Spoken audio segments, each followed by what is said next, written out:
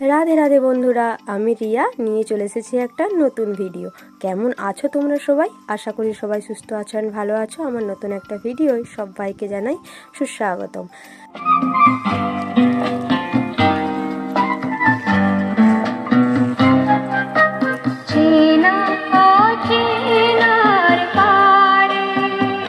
কি এবার দেখে মনে হচ্ছে তো যে আজকে আমি কি ভিডিও নিয়ে এসেছি তোমাদের কাছে? হ্যাঁ, আজকে ছিল আমার দাদার বিয়ে।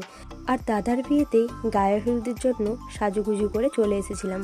দাদার বাড়িটা আমার বাড়ির থেকে প্রায় 2 মিনিট, তো ওই জন্য আমার বাড়ি থেকে সাজুগুজু করে এইখানে চলে এসেছিলাম। আর এখানে আসার পর দেখো আমার দাদাকেও তোমাদের সাথে শেয়ার করে দিলাম। আর মা এখন দাদাকে গায়ে হলুদ লাগিয়ে দিচ্ছে। তো বেশি কিছু ক্যামেরায় তুলে ধরিনি, যেহেতু মিনি ভ্লগ ছোট্টখাট্টো করে একটু আধটু তুলে ধরেছি। আর এই ছিল আমাদের নিতপর আর বর।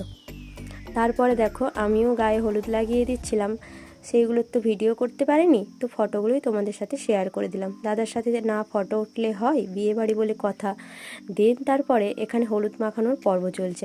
মা পাশের বাড়ির একটা কাকুকে ভীষণভাবে হলুদ মাখাচ্ছিল, দেখতেই পাচ্ছ কি লেভেলের হলুদটা মাখিয়েছে।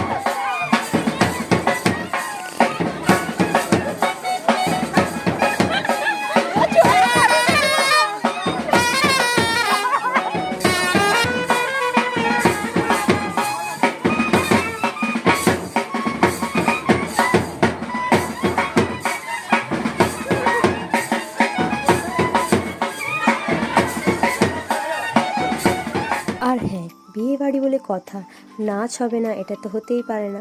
তো পিসিমণিরা একটু নাচ করে নিচ্ছিল। দেন তারপরে তো দেখো গায়ে হলুদের পর্ব তো মিটে গেল। এইবার দাদাকে স্নান করিয়ে দিচ্ছিল। তো স্নান করানোর জন্য দাদার বৌদি আর মানে দাদার দাদা, ওরা দুইজন মিলে দাদাকে সুন্দর করে কলসির দিয়ে জল দিয়ে স্নান করিয়ে দিচ্ছিল। তো দাদা দেখো চুপচাপ বসে আছে আর জলটা গায়ে নিচ্ছে।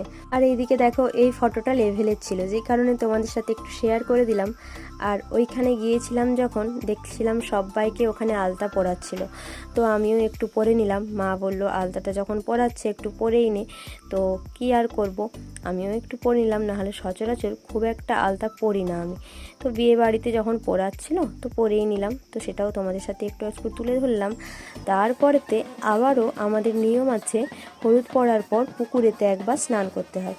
তো ওখানে স্নান করানোর পরও পুকুর ঘাটে একবার নিয়ে গিয়েছিল, তো ওখানে গিয়ে স্নান করছিল।